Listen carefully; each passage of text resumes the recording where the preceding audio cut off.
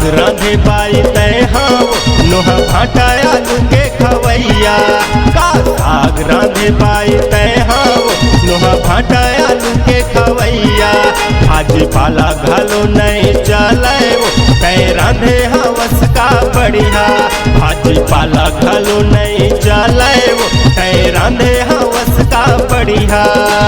धनिया डारे ना मिर्चा सोचे पताल के खर्चा ऊपर से तोर नखरा दिखत हवस वो खतरा कैसे साग लते हैं बनाए वो काके फोरन लते हैं लगाए का साग रांधे पाई तय हाँ वो नोहा भाटा आलू के खवैया भाजी पाला घालू नहीं चले वो तय रांधे हवस का बढ़िया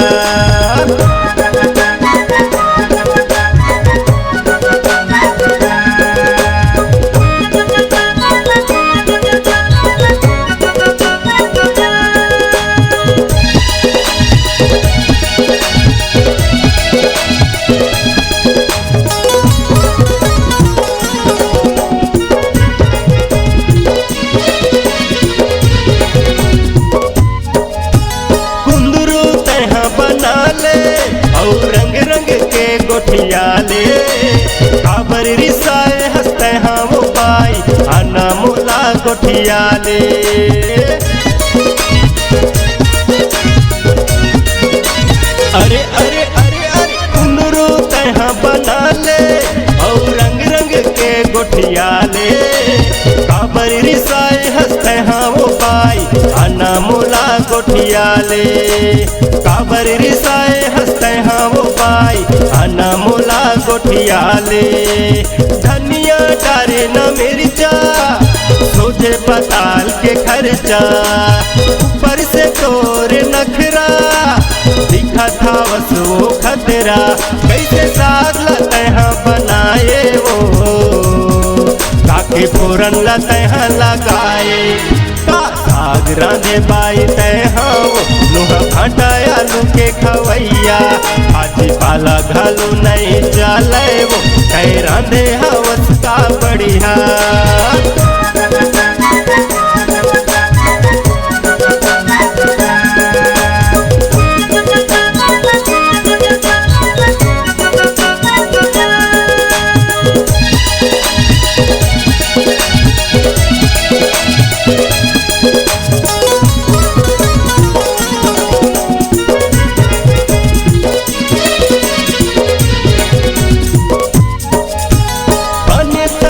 लगा ले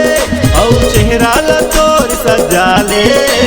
चंदा सही चमके तोर ये चेहरा आना ते फोटो खिंचा ले अरे अरे अरे अरे बने ते मेकअप लगा ले और चेहरा ला तोर सजा ले चंदा सही चमके तोर ये चेहरा आना ते फोटो खिंचा ले चंदा सही चमके तोर ये चेहरा आना ते फोटो खिंचा ले धनिया डारे न मिर्चा सोचे पताल के खर्चा ऊपर से तोर नखरा